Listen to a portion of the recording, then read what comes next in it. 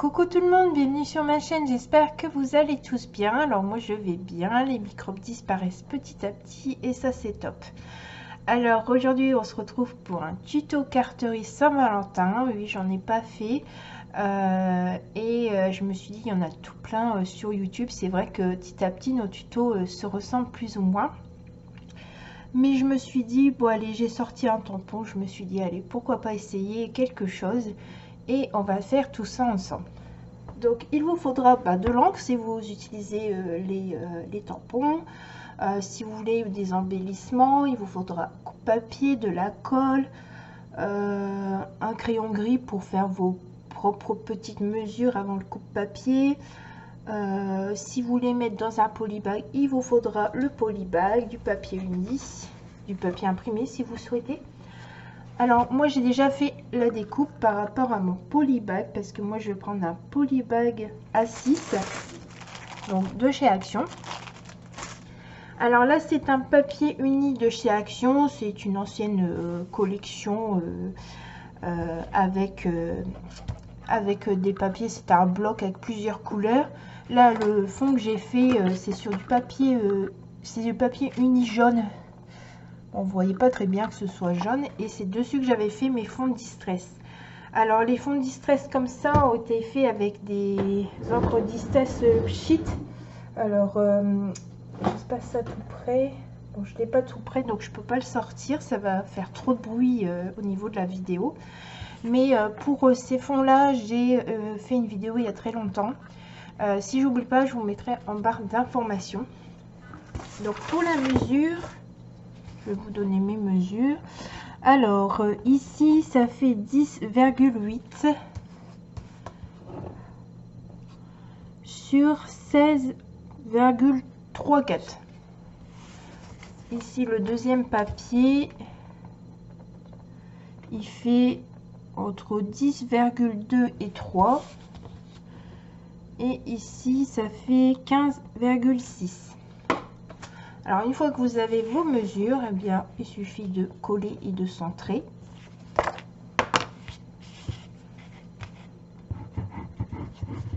Et du coup moi j'utilise la colle comme d'habitude de chez Action, la colle transparente qui est celle-ci parce que j'aime bien, je la trouve super et elle colle bien. En plus je n'ai aucun souci avec celle-ci, donc voilà. Alors hop,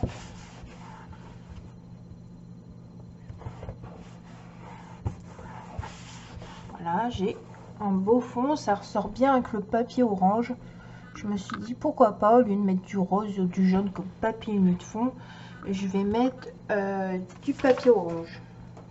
Alors je vais réfléchir parce que j'ai pas fait à l'avance. J'ai fait une autre carte que je vous montrerai à la fin. Je vais la prendre plutôt horizontalement comme l'autre.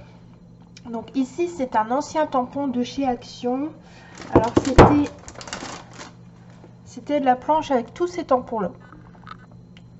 Donc j'achète pas toutes les planches qui sortent à Action, mais c'est vrai qu'il y en a certaines que j'ai des anciennes et c'est rare que je m'en sers. Et là quand j'ai sorti, je me suis dit bon allez, on va faire une petite carte avec un petit cœur et tout. J'en ai pas fait, donc j'utilise moi l'encre Stampin' Up. Ça fait pareil, ça fait très longtemps que je l'ai. Voilà, et du coup je viens tamponner mon petit cœur ici à peu près. Hop,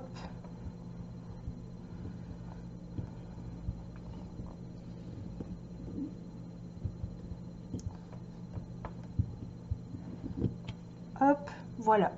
En plus il est très beau et je crois que c'est la première fois que je l'utilisais aujourd'hui ce tampon.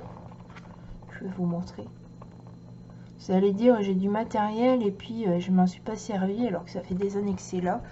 Et oui, je pense qu'on est toutes pareilles à faire ça, à retrouver du matériel et puis à se dire oh bah pourquoi pas je ferai ça. Alors ici ce sont des tampons que j'avais fait sur des fonds distress comme ça pour faire un truc papier imprimé que j'ai fait sur la vidéo que je vous parlais. Et du coup là j'ai décidé de les découper. C'était il y a quelques jours. Et je me suis dit, bah, je vais essayer de faire des petites créations avec, au lieu de les laisser là comme ça. Donc, je me suis dit, pourquoi pas faire ça, tout comme ça. Ça peut être sympa. Qu'est-ce que vous en pensez? Pourquoi pas? Ça fait joli, c'est simple. Puis après, on mettra peut-être des embellissements. Je vais faire comme ça me branche. Hein. Ou ça vous plaît peut-être pas, je sais pas. Mais on va faire ça comme ça. Donc, je vais prendre des carrés de mousse 3D. Puis je vais mettre ici ça derrière.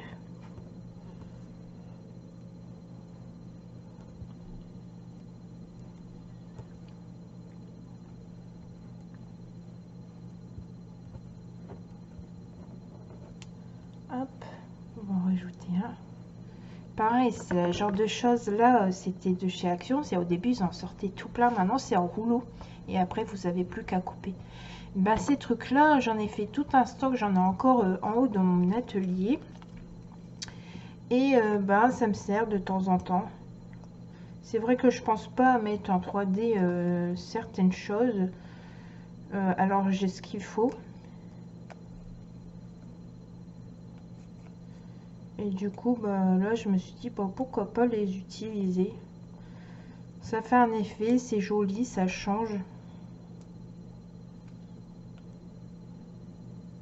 Bien sûr, j'ai pas d'ongles, alors c'est difficile à enlever, comme d'hab.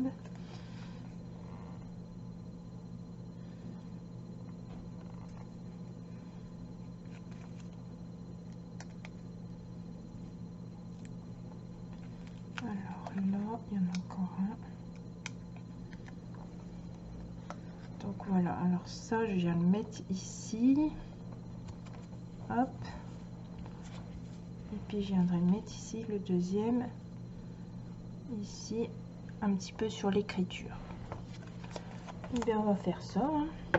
Alors, normalement, sur ces mousses 3D, d'un côté, ils sont plus gros en épaisseur et de l'autre, plus minces. J'avais jamais vu ça. J'ai remarqué ça il n'y a pas très longtemps, que sur certains que j'avais achetés, c'était comme ça. Je me suis dit, bah, il m'a fallu plusieurs années pour en ouvrir un, pour voir que c'était comme ça.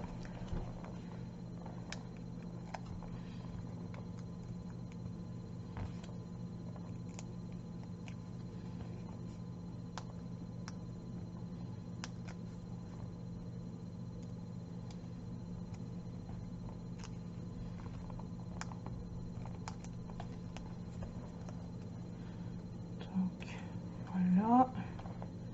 Et on va mettre ici ça comme ça. Voilà, ça fait une jolie carte déjà. Après, vous n'êtes pas obligé de mettre des embellissements, ça fait déjà très joli. Alors moi, ce que je vais rajouter des perles de pluie, c'est pareil. Moi, les perles de pluie, c'est pas quelque chose que j'ai acheté, c'est des choses qu'on m'a envoyé. On m'a envoyé quand on était inscrite à des forums pour faire des échanges. Et après, avec la chaîne YouTube, je sais qu'il y en a de temps en temps qui m'en envoient dans les échanges. Donc j'ai ma petite boîte par couleur, comme j'ai pu faire. Pas par couleur, parce qu'il y en a qui sont mélangés quand même. Et du coup, ben, de temps en temps, au lieu des strass ou des demi-perles autocollantes, ben, j'utilise ceci. Donc, qu'est-ce qu'on va mettre?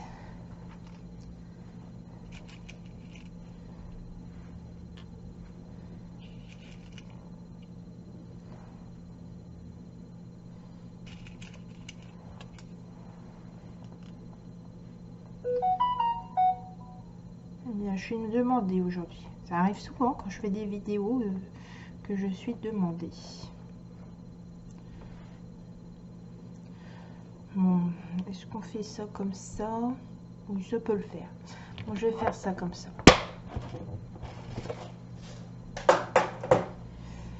Alors pareil, là je vais coller avec ma colle transparente. Il n'y a pas de souci, ça colle, hein, je l'ai déjà fait.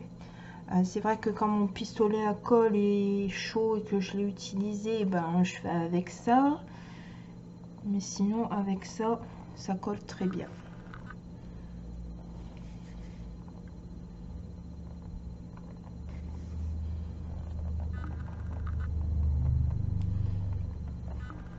Alors bien sûr, avant ou après avoir collé les demi-perles autocollantes derrière votre carte, vous pouvez remettre un papier plus clair uni pour pouvoir écrire votre mot, ou vous pouvez l'écrire directement sur le papier blanche, c'est pas un souci.